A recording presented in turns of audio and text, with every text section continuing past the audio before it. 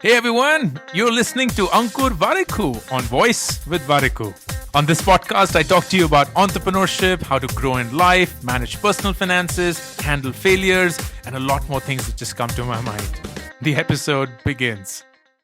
Today, I want to talk about relationships because all said and done, irrespective of whether we have a great career or not, whether we are going to a great college or not, whether we have money or not, everything in our life eventually boils down to interpersonal relationships, relationships that we have with the world. And that could start with our parents, it extends to our spouses, our kids, our siblings, our friends, our colleagues, the world at large. And every single interaction that we have in the world today is going to have some impact on us. It leaves us slightly happier, sad, slightly perplexed or not, clearer in our thoughts or perhaps not. And I often, especially with younger people, because they are still uncovering the entire relationship game, I'm often asked this question: what is the qualification of a good relationship or a bad one? And the reason why this question is important, and also a question that is posed from young people, is because for the longest time, especially in the Indian context, the most meaningful relationship, and perhaps the only relationship that we've really had, is the one that we've had with our parents. We do not have a culture of stepping out and living outside of our home. We do not have a culture of working very early in our life. We do not have a culture of even going out and being as independent as, say, the Western world is. So a lot of the early years are just shielded by the parents and by whatever is their worldview. And that's the relationship which is the defining relationship of our life. And a lot of our understanding about relationship emerges from the relationship we have with our parents. If it's a healthy one, we think that relationships by and large are healthy. If it's not a healthy one, we start doubting the entire purpose of relationships. And here is a very important mental model that I personally use when it comes to relationships, especially the ones that we think are very important in our life. The relationship we have with our parents is the one that is the most sacrosanct in our culture. It's looked down upon for kids to have a negative view about their parents. It's almost endorsed that parents are godlike, and that means in our head that they don't ever make mistakes. But the truth is, parents are first humans. They were not born parents. They were born as normal people like you and I. And that means that they're bound to make mistakes. It means that they're bound to have or do things that are not expected from a parent, but is expected from a normal human being going about living their life. And that means that the first thing you need to recognize is your parents will go wrong. Your parents most likely are wrong on a few things already. And it's important that you look at them as individuals, as men and women, and not as your mom and your dad, as your father or your mother. Because the minute you put them on that pedestal and you see them make mistakes, or perhaps not even own up to the mistakes that they make, you begin to doubt the very essence of relationships by itself. A wrong conclusion to make, especially when you're very young. The other thing is about how you feel about these relationships. We make friends all through our life. We make friends when we are in school, when we are in college.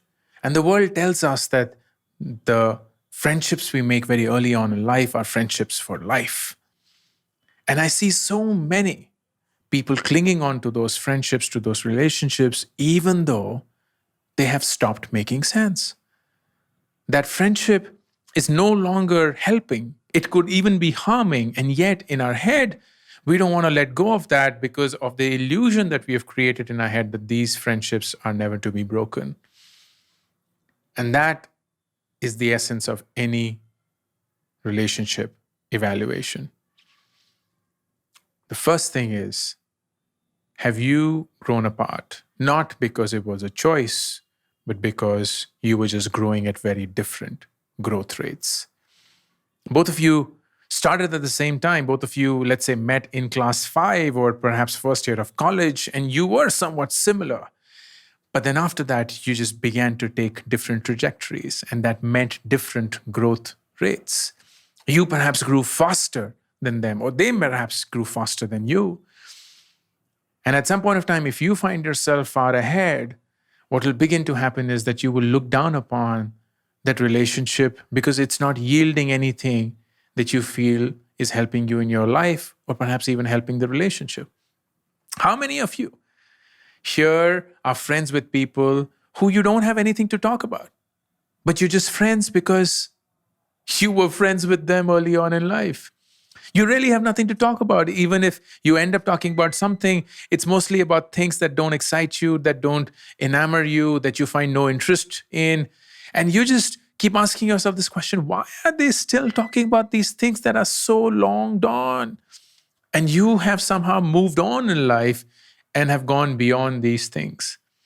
And if you find yourself in that relationship, it is important for you to recognize that differing growth rates will create friction and a gap in relationships.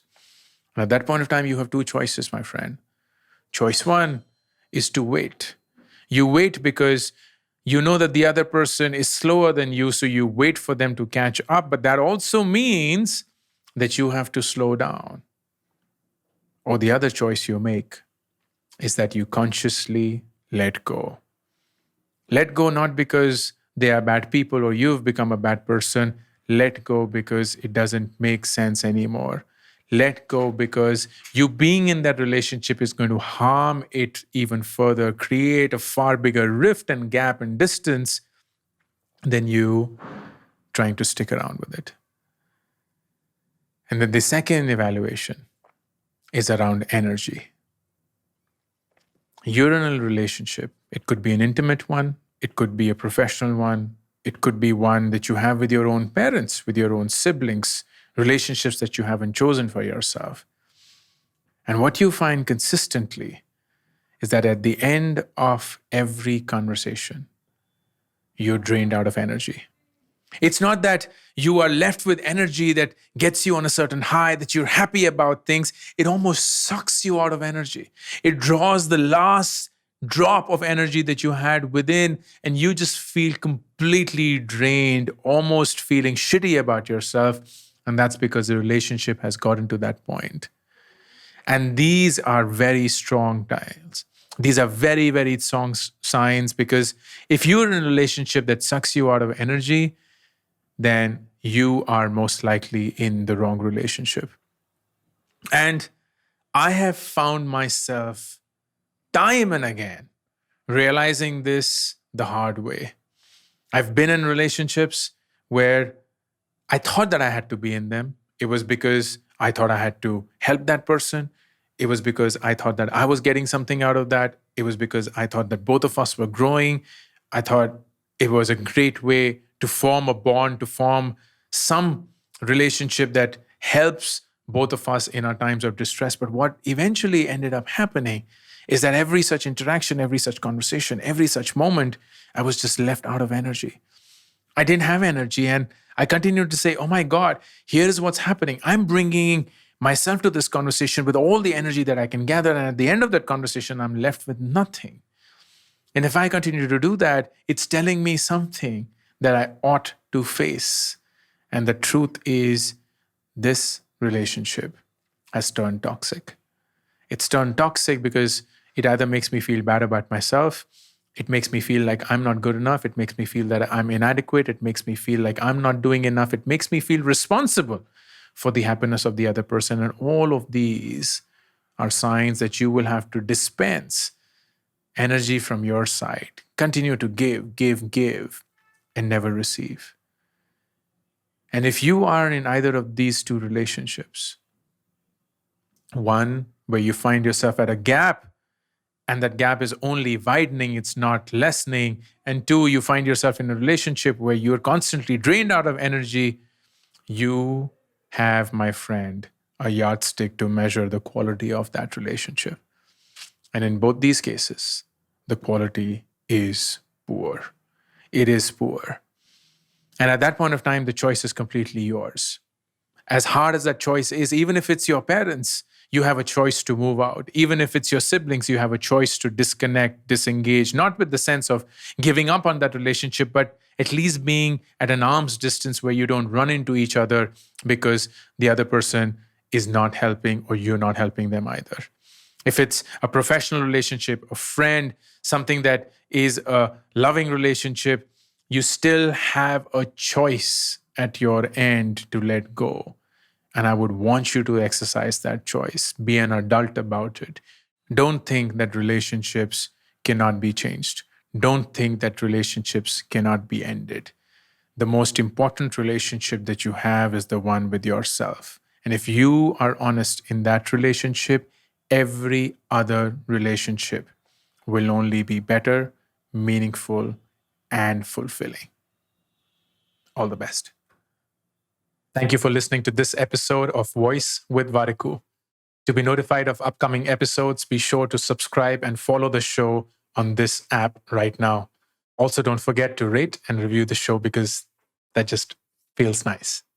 Thank you.